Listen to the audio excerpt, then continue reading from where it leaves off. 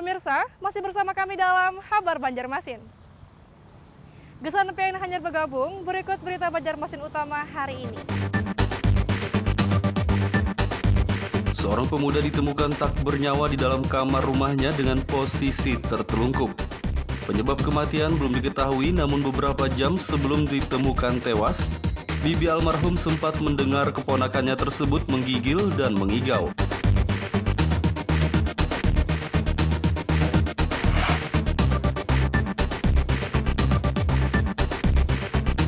Dampak fenomena La Nina, cuaca di Kabupaten Hulu Sungai Selatan menjadi semakin ekstrim dalam sepekan terakhir.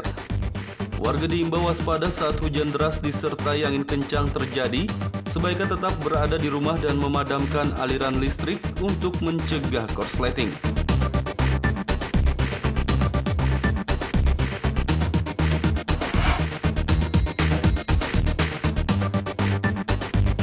Pembelajaran tatap muka di awal Januari 2021 mendatang tak bisa dilaksanakan, khususnya bagi sekolah yang berada di kelurahan berstatus zona merah.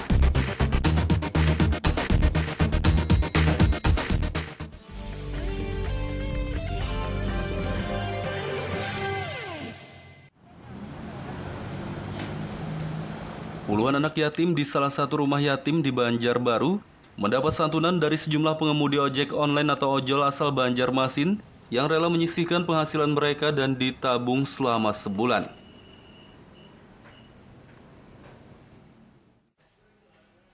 Sejumlah pengemudi ojol asal Banjarmasin Selasa siang kemarin menyerahkan santunan berupa sembako kepada anak yatim di salah satu rumah yatim di kota Banjarbaru. Pengurus rumah yatim, Abdullah, merasa bersyukur dan berterima kasih atas bantuan yang diberikan untuk puluhan anak yatim yang diasuhnya. Menurutnya rumah yatim ini mengurusi 40 anak yatim, namun hanya 5 anak saja yang tinggal di sini. Sementara 35 anak yatim lainnya tidak bermukim di sini namun juga mendapat bantuan. Total anak di sini ada yang mukim itu ada 5 anak, yang non mukim, yang anak yatim yang kita bantu ada 35 anak. Jadi totalnya ada 40 anak. Dan insya Allah bantuan ini sangat bermanfaat untuk anak-anak kami, untuk kebutuhan gizi mereka seperti itu, untuk sandang, untuk pangan sehari-harinya, insya Allah. Asalnya di mana? Dari Cempaka. Nih, kenapa sampai ada di rumah sini? Karena dapat bantuan dari PKH dan dibantu dari rumah yatim. Memang orang tuanya nggak ada lagi? Nggak ada. Salah satu pengemudi ojol, Akbar, mengaku santunan untuk anak yatim ini merupakan hasil tabungan selama sebulan yang ia sisihkan bersama rekan-rekannya.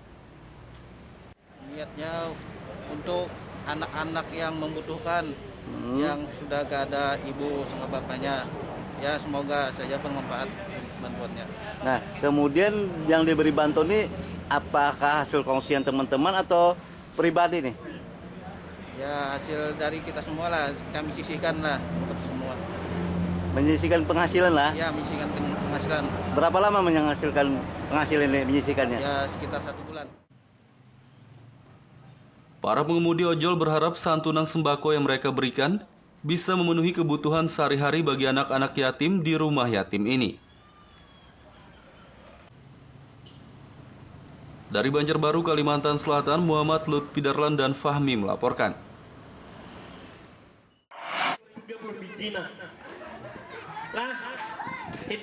Pariwisata sungai di kota Banjarmasin bertambah. Belum lama tadi pemerintah setempat meresmikan 2 wisata baru yang bernama Galeri Terapung dan Rumah Lanting. Inilah 2 ikon wisata baru Banjarmasin, yakni Galeri Terapung dan Rumah Lanting, yang sama-sama dibangun terapung di atas air sungai. Bangunan wisata Galeri Terapung terletak di Kampung Sasirangan, Sungai Jingah, Banjarmasin Utara, sementara Rumah Lanting berada di kawasan Mantuil, Banjarmasin Selatan. Kedua wisata tersebut diresmikan oleh Wali Kota Banjarmasin Ibnu Sina pada Senin 21 Desember 2020 lalu. Kehadiran 2 wisata ini diharapkan semakin menambah potensi sektor kepariwisataan untuk Kota Seribu Sungai. Saya bersyukur di penghujung tahun kita bisa meresmikan Galeri Terapung yang ada di Sungai Jingah dan juga di Mantuil dalam bentuk tong, kemudian juga dalam bentuk rumah adat Banjar Hubungan Tinggi. Ini menambah hasanah wahana wisata Masin, terutama untuk mengangkat kembali budaya sungai kita. Karena Galeri Terapung ini adalah salah satu seni budaya yang harus kita angkat, bahwa objek-objek seperti ini di samping orang datang ke pasar terapung, dia juga melihat dan menyaksikan macam atraksi di sungai, juga ada tempat edukasi dalam bentuk galeri terapung seperti ini. Pengelolaan dan pemeliharaan kedua objek wisata ini akan diserahkan kepada kelompok sadar wisata atau Pokdarwis setempat. Dari Banjarmasin, Kalimantan Selatan, Muhammad Lutfi Darlan dan Fudael melaporkan.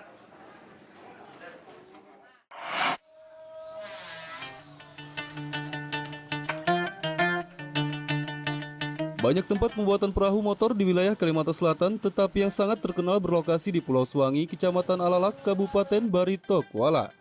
Di Pulau Suwangi ini, usaha pembuatan alat transportasi air merupakan usaha turun-temurun warganya. Hingga wajar saja pulau ini dijuluki sebagai sentra pembuatan perahu.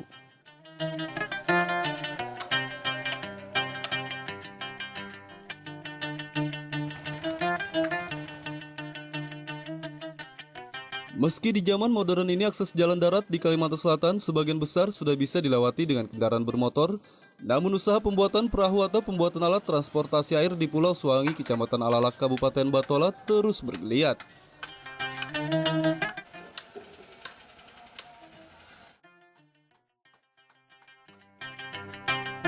Terbukti dengan banyaknya warga memilih sebagai pengrajin perahu motor atau sebagai pengusaha pembuat alat transportasi air ini.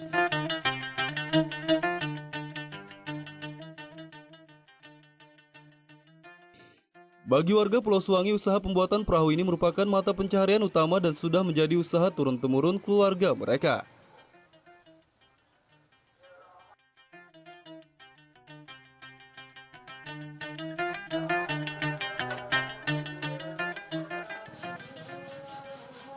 Pembuatan alat transportasi air ada beberapa macam, diantaranya perahu dayung hingga perahu motor dengan berbagai ukuran.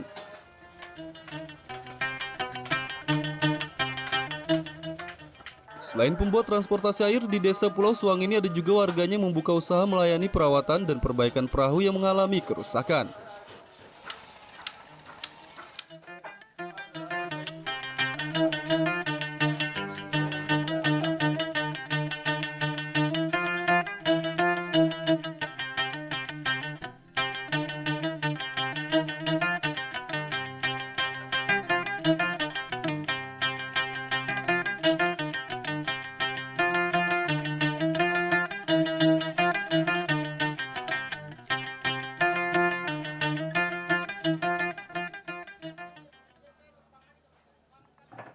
Menurut Umar, salah seorang pengusaha pembuat perahu, untuk pembuatan sebuah perahu motor, besar biaya pembuatan perahu tergantung dari ukuran dan jenis kayunya, yakni dari kisaran 4 juta hingga belasan juta rupiah. Ada ya, pertama tuh masalahnya papan biasa, kayu bahan bakunya yang utama. Kadang-kadang musim rajia tuh kan kosong, lalu harga naik harga, jadi otomatis kita mengolahnya kadang-kadang min sedangkan pasaran di kampung tetap aja harga kadang-kadang main ya kan. Iya, di kampung ini aja tetap standar, aku aja biasa aja nuka 4 juta aja. Nah kita naikkan mau 500, kabur orang itu kan kalahin lagi nya jalan-jalan cari 4,5 juta. Jadi kalau nangka ini 13,5, 13,5 juta, anunya panjang 6. Namun menurut Umar, pada akhir-akhir ini pesanan pembuatan perahu sedikit mengalami penurunan, sehingga ia mulai khawatir dan sangat mengharapkan adanya perhatian dari pihak pemerintah agar kerajinan berupa pembuatan perahu tradisional atau perahu motor ini tetap bertahan. Perlu juga diketahui bahwa daerah Pulau Suwangi atau sentra pembuatan perahu ini juga sering mendapat kunjungan dari wisatawan lokal maupun wisatawan asing. Muhammad Lutfi Darlan melaporkan dari Kabupaten Batola, Kalimantan Selatan.